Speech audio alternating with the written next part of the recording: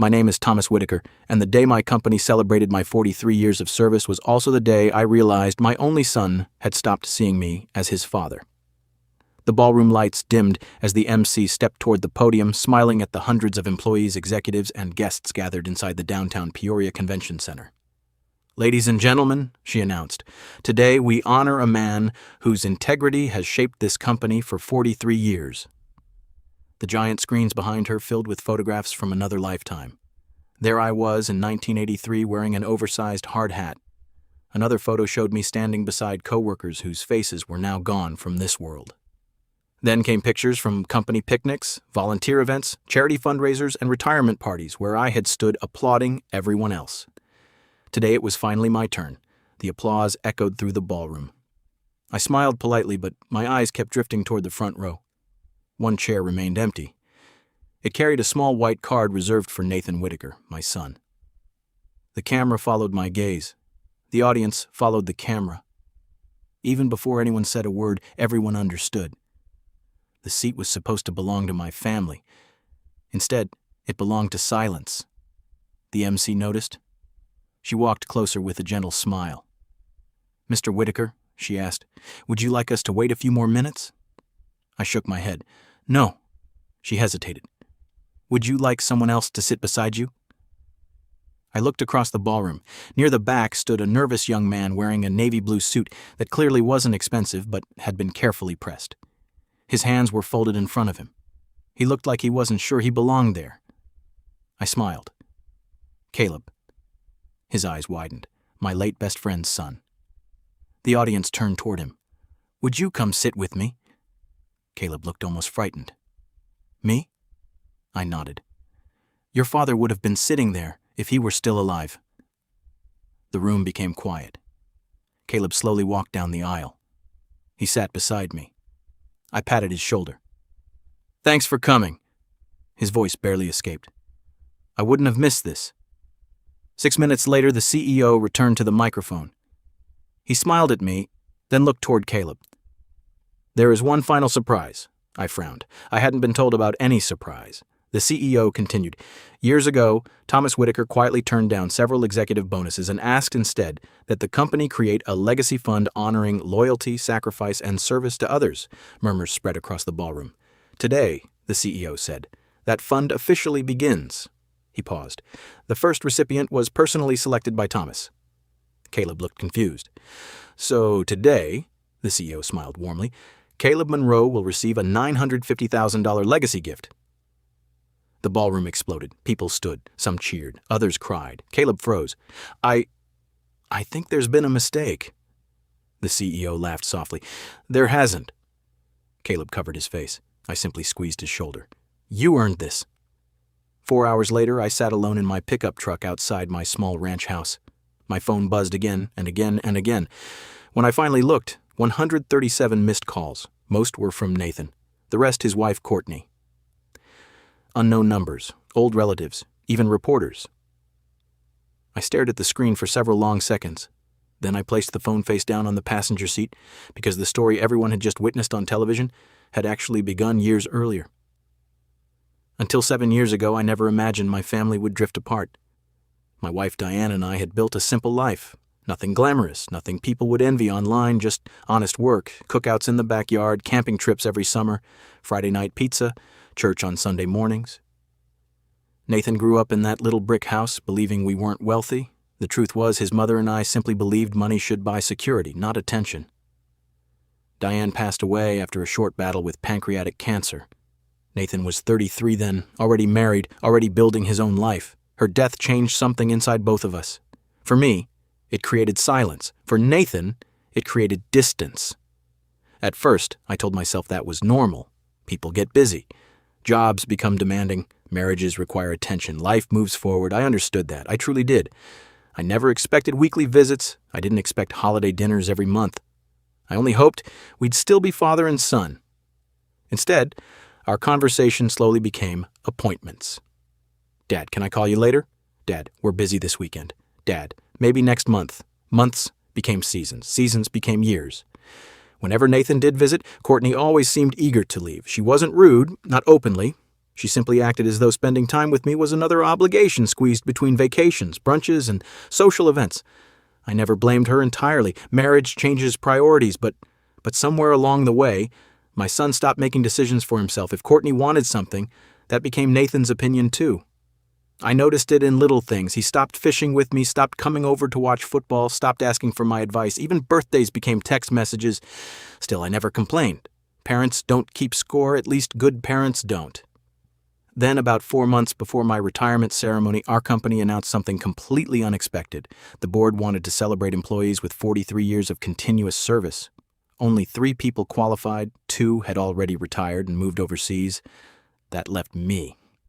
The communications department wanted interviews, old photographs, television coverage. Our local news station planned to broadcast portions of the ceremony live because the company had become one of Illinois' largest employers.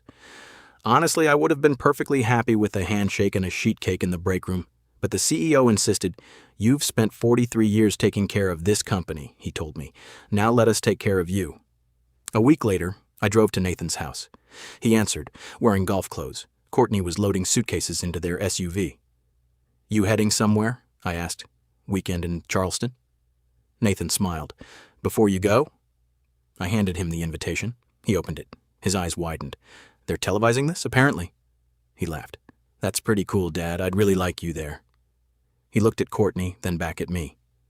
"Of course I'll be there." He hugged me. I wouldn't miss it. I believed him, every word, because no matter how old your child becomes, part of you always believes the promises they make. I had no idea that only 20 hours before the ceremony my phone would ring, Nathan's name would appear, and one simple conversation would change everything. Nathan's name stayed on my phone screen for several seconds before I answered. I already knew something was wrong. Or maybe I should say something had finally become obvious. "Hey, Dad." His voice sounded cheerful, too cheerful. "Everything okay?" I asked. "Yeah, listen, Courtney found this incredible last-minute deal." I didn't answer.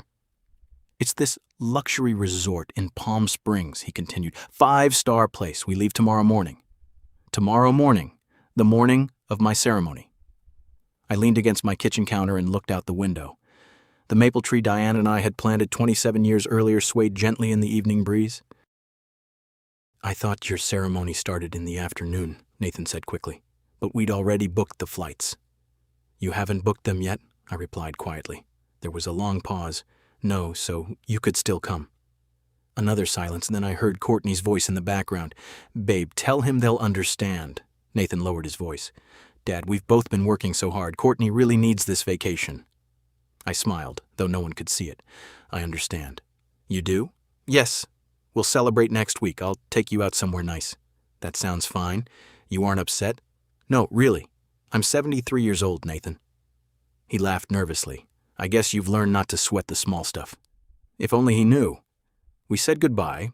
The house became quiet again. I stood there holding the phone long after the call had ended. Diane used to tell me something whenever Nathan disappointed us as a teenager. "Don't react while you're hurting. Wait until you're thinking clearly." She was always wiser than I was, so I didn't call Nathan back. I didn't send a guilt-filled text. I didn't tell him how much his absence would hurt. Instead, I opened my contacts and scrolled to another name. Caleb Monroe. Caleb answered after the second ring. "Mr. Whitaker, I hope I'm not interrupting dinner." "Not at all. I have a favor to ask." "Anything." There wasn't even a second of hesitation. That alone made my throat tighten. "My company's holding a ceremony tomorrow. I remember you mentioning that my son won't be coming." Caleb became quiet. "I'm sorry. I'd like someone sitting beside me." Another pause. Then he said softly, "You want me there?" "I do. I'd be honored." No questions, no excuses, no checking his calendar, no asking what was in it for him. Just, "I'd be honored." I smiled for the first time that evening. "Your father would have been proud of you." His voice cracked. "I hope so." I first met Caleb almost 33 years earlier.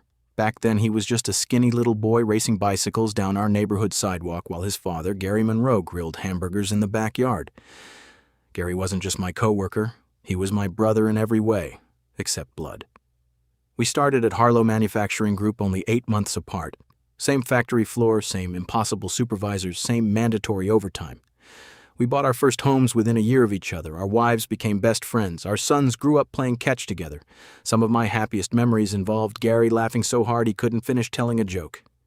He had this deep laugh that made everyone else laugh too, the kind of man who never walked into a room without making it brighter. Then came the explosion. It happened during a maintenance shutdown. A faulty pressure valve. Wrong place, wrong moment. Everything happened in seconds. Metal screamed. Steam filled the room. I couldn't see. Something heavy crashed beside me, then another. I remember falling. I remember thinking, this is it. But Gary didn't run toward the exit. He ran toward me. He dragged me across the concrete floor while alarms echoed through the building. Later, the doctors told me another 40 seconds inside that room would have killed me. Gary never spoke about it afterward. Whenever someone called him a hero, he'd shrug. You'd have done the same. Maybe I would have. Maybe I wouldn't. I'll never know because he never gave me the chance. Years later, cancer did what that explosion couldn't. Watching Gary disappear one hospital visit at a time remains one of the hardest things I've ever lived through. The night before he died, he asked everyone else to leave the room. Only the two of us remained. He reached for my hand. Look after my boy. I nodded. You won't have to ask twice. He smiled. I knew that. Those were the last words he ever spoke to me. Caleb was 19 then, too young to lose his father, too proud to ask anyone for help. He worked evenings stocking shelves at a grocery store, attended community college during the day, delivered pizzas on weekends. Every time I offered money, he politely refused. I'll figure it out. So instead I found different ways to help. When his old pickup finally died, I connected him with a retired mechanic who rebuilt engines for almost nothing. When he transferred to Ashland State University's engineering program, I introduced him to friends who helped him find affordable housing. When he graduated, I was sitting in the audience, not because anyone expected me to, because I'd promised his father. Life, however, had other plans. Caleb discovered he enjoyed mentoring teenagers more than engineering. He became a public school robotics teacher. Some people thought he was wasting his education. I disagreed. Every Christmas he mailed me a handwritten card. Every birthday he called. Whenever my gutters needed cleaning or my furnace acted up, Caleb somehow found out before I asked. He'd simply show up carrying a toolbox. Figured you could use another set of hands. That's the kind of man he became. Not because anyone rewarded him, because that's who Gary had raised. The next morning, I arrived at the convention center early. Caleb was already standing outside. He wore a Navy suit that had obviously seen several weddings and funerals, yet he stood straighter than many executives walking through those doors. You clean up pretty well, I teased. He laughed. It's the only suit I own. It looks perfect. He handed me a small gift bag. You didn't have to buy me anything. It's not much. Inside sat a simple leather-bound journal. The first page carried one handwritten sentence. Some men earn promotions, others earn respect. You taught me the difference. For several seconds, I couldn't speak. Finally, I looked up. Your father would be proud. Caleb smiled. I've spent 23 years hoping you'd say that. Before we walked inside, my phone vibrated. Nathan had posted a new photo online. He and Courtney stood beside a sparkling resort pool. Both wore oversized sunglasses, cocktails in their hands. The caption read, "Finally taking the vacation we deserve. Life is too short." Thousands of miles away, they were smiling. I quietly locked my phone, then turned toward Caleb. Ready? He nodded. As ready as I'll ever be. Neither of us knew that within the next 3 hours, the entire country watching that broadcast would witness a surprise none of us had expected. The ballroom looked even larger once every seat had been filled. More than 450 people had gathered that afternoon. Executives, factory workers, office staff, retired employees, community leaders, several local reporters.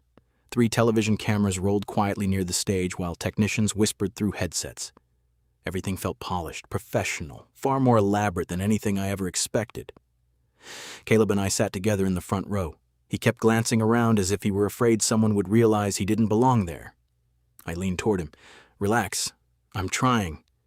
You look like you're about to take a final exam. He laughed. I've spoken in front of classrooms full of teenagers. Somehow this is scarier. Trust me, a few seats away sat members of our executive board. Most of them had worked with me for decades. Several gave me little nods. Others walked over to shake my hand. One by one, they thanked me for years of service. But every few minutes, someone's eyes drifted toward the empty chair that had originally been reserved for Nathan. Nobody asked where he was. Nobody had to. The empty seat spoke loudly enough. At exactly 2:30, the lights dimmed. The audience quieted. A video began playing across 3 enormous screens. There I was, 30 years old, hair so thick I barely recognized myself standing beside the first production line I'd ever supervised. Another photograph appeared. Diane and I at the company Christmas party in 1988. She wore a red dress she'd bought on clearance because we were saving every dollar for Nathan's future college fund. I smiled at the memory. She'd looked beautiful. The next picture showed Nathan himself, 8 years old, wearing an oversized hard hat during family day. He'd insisted he wanted to work with Dad someday. My chest tightened. Funny how life changes. The audience applauded as each decade passed across the screen. 43 years. It looked so simple when compressed into a 6-minute slideshow. Only I knew how many missed weekends, how many overnight shifts, how many birthdays celebrated late, how many sacrifices had quietly filled the spaces between those photographs. The MC stepped back onto the stage. Thomas Whitaker has become more than an employee, she smiled warmly. He became the standard the rest of us tried to follow. More applause. Then she invited our CEO, Arthur Bellamy, to the podium. Arthur wasn't a flashy businessman. He'd started sweeping warehouse floors while attending college. Eventually, he became president of the company. One reason we'd always respected each other was because neither of us ever forgot where we'd started. He adjusted the microphone. I've spent 34 years working beside Thomas. He looked toward me. In all those years, I've never once questioned whether he'd do the right thing. He paused. Sometimes the right thing cost him promotions. The audience looked surprised. Arthur continued. He turned down executive opportunities because they would have required moving his family across the country. I smiled. That was true. Diane never wanted to leave Illinois. Neither did Nathan, so neither did I. Arthur nodded toward the audience. He also refused performance bonuses on multiple occasions. Now I frowned slightly. We hadn't discussed that. He wasn't supposed to mention it. Arthur smiled as though reading my thoughts. I know Thomas hates attention. Laughter rippled through the ballroom. But today isn't about what makes him comfortable. It's about telling the truth. One executive after another shared stories. A maintenance supervisor described how I'd stayed overnight during a blizzard because several younger employees couldn't safely drive home. A receptionist told everyone how I'd secretly paid for her husband's medical equipment after his stroke. I hadn't expected those stories either. Honestly, I'd forgotten some of them myself because when you help someone, you usually don't keep records. You simply move on. Then Arthur invited me onto the stage. The applause lasted nearly a full minute. Standing under those bright lights felt strangely uncomfortable. I would have preferred fixing machinery or organizing inventory, anything except becoming the center of attention. Arthur handed me the Cornerstone Award, a heavy crystal sculpture engraved with my name. 43 years. It suddenly felt real. He shook my hand. You earned every day of it. Then the MC returned. Thomas, she smiled, we noticed someone sitting beside you today. The giant screen displayed Caleb. His eyes grew wide. The audience applauded politely. Would you tell us about him? I looked toward Caleb. He looked like he wanted the floor to open beneath him. I stepped closer to the microphone. His name is Caleb Monroe. My best friend, Gary Monroe, worked beside me for almost 33 years. Several retired employees immediately smiled. Many remembered Gary. He saved my life during an explosion at our old plant. The ballroom became silent. I continued quietly. When cancer took him, Caleb was only 19. I glanced toward him. His father asked me for one thing before he died. My voice caught. He asked me to look after his son. Caleb lowered his head. I never replaced his father. I couldn't. But I've watched him become the kind of man every father hopes to raise. The audience applauded. Caleb wiped his eyes. Then I added one final sentence. If anyone deserved to sit in my son's seat today, I smiled at him. It was Caleb. The room stood. Another standing ovation, longer this time, stronger, more emotional. I saw people wiping tears, including several executives. Just when I believed the ceremony had reached its end, Arthur stepped back toward the microphone. Actually, he smiled, we have one final surprise. I looked at him, confused. This hadn't been rehearsed. Arthur reached into a folder. About 15 years ago, Thomas Whitaker approached the board with an unusual request. He looked around the ballroom. Instead of accepting future executive retention bonuses, he asked us to invest those funds into something that would outlive him. The audience leaned forward. He called it the Anchor Legacy Fund. Arthur smiled. His exact words were, He opened the folder and read from a letter I'd completely forgotten writing years earlier. Money disappears, character doesn't. Help one good person and they'll spend a lifetime helping others. The room became perfectly still. Arthur folded the letter. For years, this fund quietly grew. Additional company contributions, investment returns, private donations from retired executives. Today, he paused dramatically, it has reached $950,000.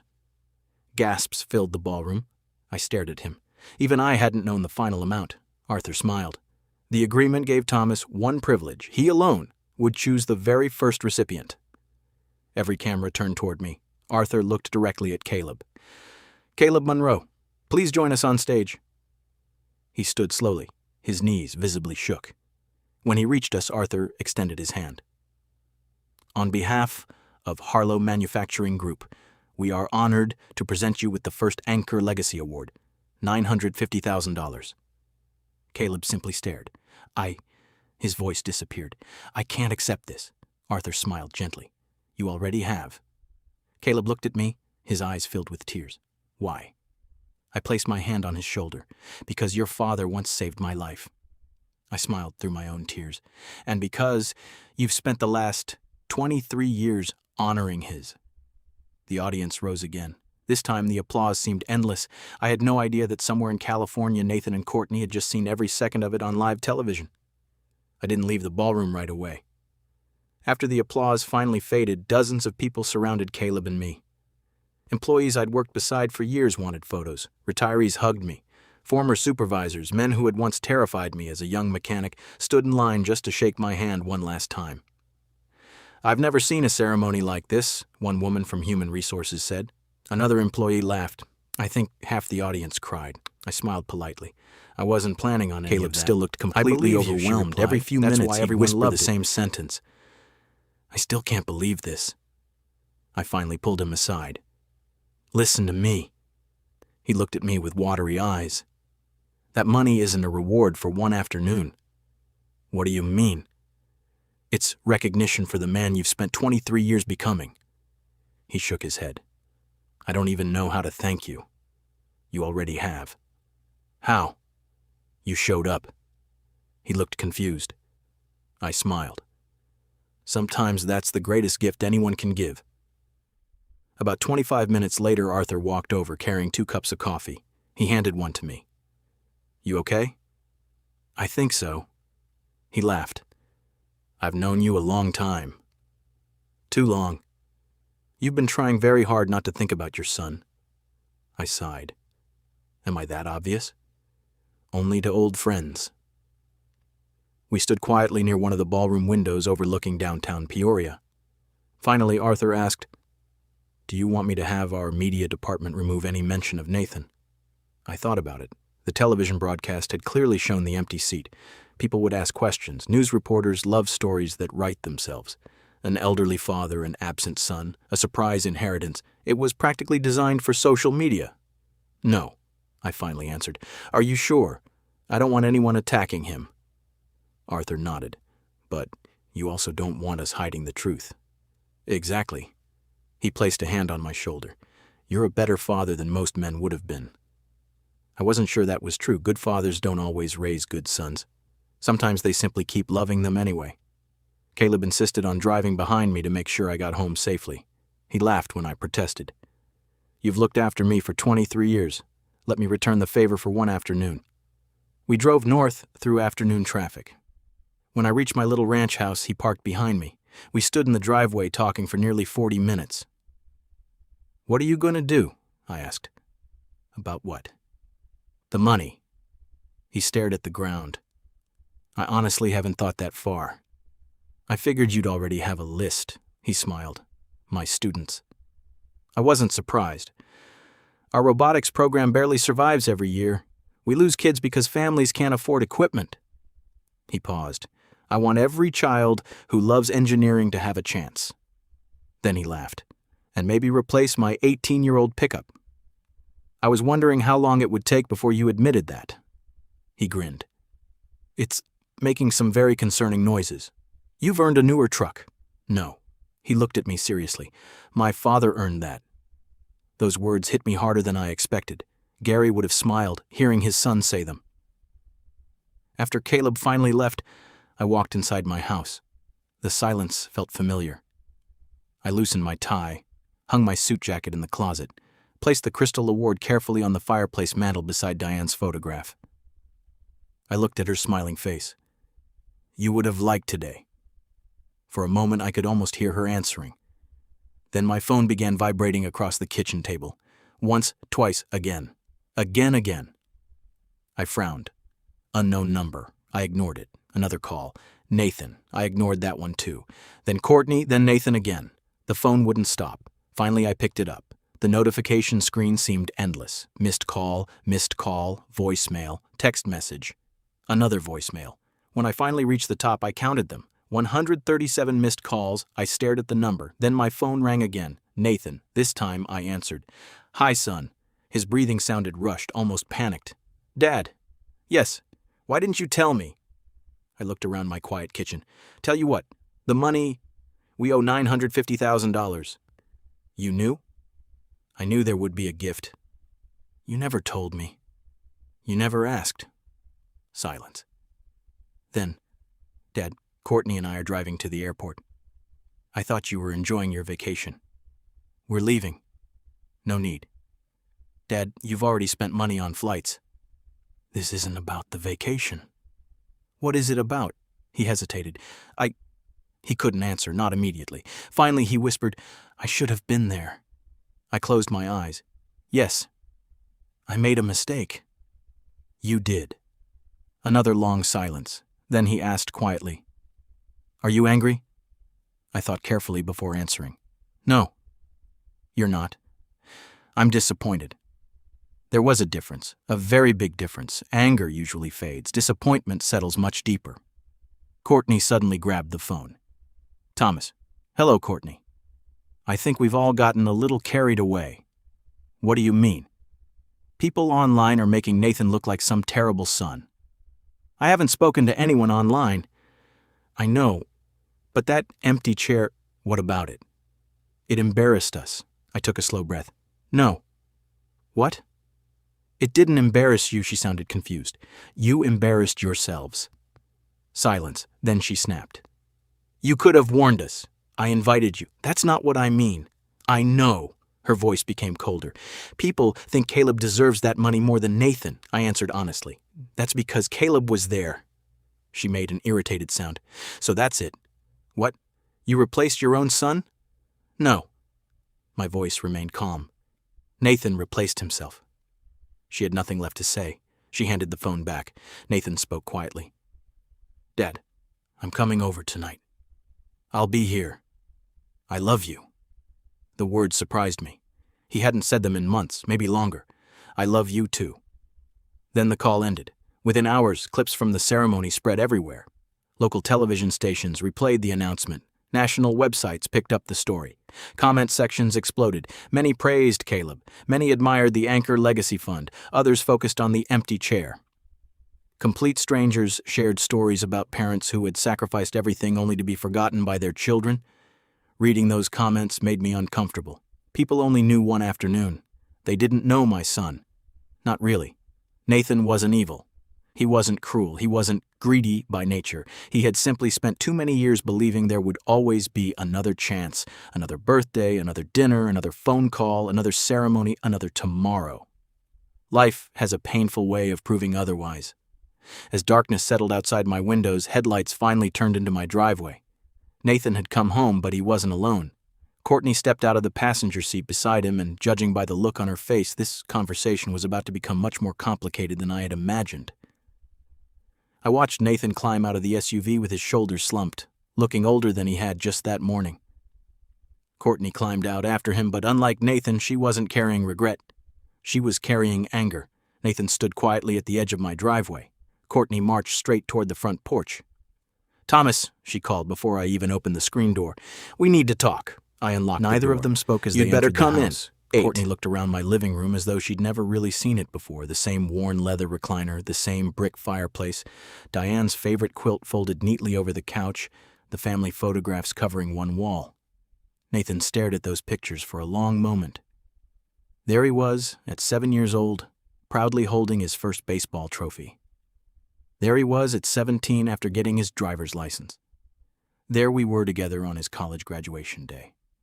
His mother stood between us, smiling so brightly it still hurt to look at. Nathan swallowed hard. I haven't been here in a while. No, I answered softly. You haven't. Silence settled over the room. Finally, Courtney broke it. I'll just say what we're both thinking. Nathan looked at her. Courtney, no. She crossed her arms. $950,000. You knew Caleb for years. You could have at least mentioned something. I poured 3 glasses of iced tea and placed them on the coffee table. No one touched theirs. I didn't know the amount. You knew there was money. I knew there would be a gift. She leaned forward. And you chose someone else's son. I met her eyes. I chose someone who showed up. Nathan closed his eyes. Dad. Courtney turned toward him. Don't just sit there. Ani should have told us. Nathan looked exhausted. Courtney. He embarrassed us in front of the entire country. No. Nathan shook his head slowly. We embarrassed ourselves. She stared at him. What? He invited us. We said no. Her face hardened. So you're taking his side now. I'm taking the truth. The room fell quiet. For the first time since she'd walked inside, Courtney had no immediate response. Nathan finally looked at me. I owe you an apology. I nodded. You do? I'm sorry. I believe you. He looked surprised. You do? I believe you're sorry. I paused. I just don't know what you're sorry about. He frowned. What do you mean? Are you sorry because you hurt me or because everyone else saw it happen? He didn't answer. Not because he was stubborn, because he honestly didn't know. I stood and walked down the hallway toward the spare bedroom. When I came back, I carried 3 old storage boxes. Nathan recognized them immediately. I haven't seen those since Mom... His voice faded. I placed the boxes on the coffee table. Open them. He slowly lifted the lid off the first one. Inside were folders, receipts, old envelopes, handwritten notes. What is all this? Our life. He picked up a faded tuition statement from Ashland State University. Across the top was his name. The balance had been marked paid in full. Another envelope held canceled checks. One after another, semester after semester. Books, housing, meal plans. Nathan looked confused. I thought scholarships covered most of this. They covered some. I never knew. You weren't supposed to. He reached deeper into the box. There were mortgage documents, the down payment for his first house, the loan I'd quietly co-signed before removing my name 3 years later. There were invoices from his wedding, the photographer, the florist, the reception hall. Nathan stared at one receipt. His eyes widened. Dad, you paid for this. I helped. I thought Grandpa... No. He looked up at me. You never said anything. What would have been the point? Parents don't raise children to collect thank you notes. We raise them because that's what parents do. Nathan opened the second box. Inside sat dozens of photographs. Some were faded around the edges. One showed Diane sewing patches onto his Little League uniform after working a 12-hour nursing shift. Another showed me replacing our own aging roof because paying a contractor would have meant postponing Nathan's college savings. There were camping trips instead of expensive vacations. Birthday cakes baked at home instead of ordered from fancy bakeries. Not because we couldn't occasionally spend more, because every extra dollar had a destination. Nathan's future. Nathan picked up a photograph of Diane standing beside our old station wagon. I remember this car. It had almost 220,000 miles. You kept saying you liked it. I smiled. I hated it. He laughed through tears. Then why didn't you buy another one? Because the transmission replacement costs less than your freshman textbooks. His shoulders began shaking. He looked down at the photograph for a long time. I never knew. I know. The third box contained something different. Letters, dozens of them, every birthday card Diane had ever written to Nathan before she died, every Christmas note, every handwritten message she tucked into his lunchbox during elementary school. Nathan carefully unfolded one. Her familiar handwriting filled the page. No matter how old you become, always remember that time is the most valuable gift you can give someone you love. His tears finally came. Real tears. Not embarrassment, not panic, grief, regret. He covered his face with both hands. I've become the man Mom warned me not to be. No one spoke. The silence said enough. A soft knock interrupted the moment. I opened the front door. Caleb stood there holding a small cardboard box. I'm sorry, he said quietly. I didn't know you had company. It's all right. Nathan stood. Caleb immediately looked uncomfortable. I can come back another time. No, Nathan said. Please stay. Caleb stepped inside. He placed the box on my kitchen counter. I brought dinner. I laughed. You didn't have to. I figured after today nobody remembered to eat. That sounded exactly like his father. Nathan watched the exchange. He noticed something I don't think he'd ever noticed before. Caleb knew where I kept the plates. He knew which cabinet held the glasses. He even knew the coffee maker still stuck unless you pushed the switch twice. Not because he lived there, because he'd been visiting, helping, showing up quietly for years, while my own son had been too busy. Nathan looked at Caleb. How often do you come by? Caleb hesitated. I don't know. Every couple of weeks, I answered for him. Sometimes more. Nathan nodded slowly. You've been taking care of my dad. Caleb looked embarrassed. He took care of me first. Courtney suddenly stood. This is unbelievable. All three of us turned toward her. So now everyone gets to act like Nathan is some terrible son. No one answered. She grabbed her purse. I'm not sitting here listening to this guilt trip. Nathan looked at her. You should go. She blinked. What? You heard me. Nathan, I need to stay. For him. For me. She stared at him for several long seconds before storming out the front door. The slam echoed through the house. Nathan didn't follow. Instead, he slowly turned back toward me. After Courtney left, the house felt strangely peaceful. No one wasn't looking at me like an obligation. He was looking at the kitchen table with his elbows resting on his knees, staring at the wooden floor. Caleb quietly unpacked the dinner he'd brought. Homemade chicken noodle soup, fresh bread from the bakery a few blocks away, apple pie, the kind Diane used to bake every fall. I hope you don't mind, Caleb said. I figured today was too important for fast food. I smiled. Your timing couldn't have been better. We sat down together. 3 men, 3 very different stories. For the first few minutes, nobody talked much. Sometimes people imagine reconciliation happens because someone gives a perfect speech. Life doesn't usually work that way. More often, healing begins over something as ordinary as sharing a meal. Nathan finally broke the silence. I honestly don't remember the last time we had dinner together. I looked at him. It was Thanksgiving. He frowned. No, 4 years ago. His face fell. I thought it had only been a year. I nodded gently. Time moves faster than we realize. That sentence lingered over the table longer than anything else we'd said. The following week felt different. Nathan called every morning, not to ask for anything, not to explain himself, simply to ask, "How are you today, Dad?" At first, I wondered whether guilt was talking, but guilt usually gets tired. Consistency doesn't. Monday became Tuesday. Tuesday became Friday. The calls continued. One afternoon, he stopped by carrying 2 fishing rods. I found these in my garage. I recognized them immediately. One belonged to him, the other belonged to me. I thought maybe... He hesitated. If you're free Saturday. I smiled. I've been free for years. His eyes watered. I know. That Saturday, we drove to the same little lake where I'd taught him to fish when he was 9 years old. The old wooden dock still leaned slightly to one side. The paint had faded. The benches had been replaced. Everything else felt familiar. Nathan cast his line into the water. I forgot how quiet this place is. That's why I like it. He looked out across the lake.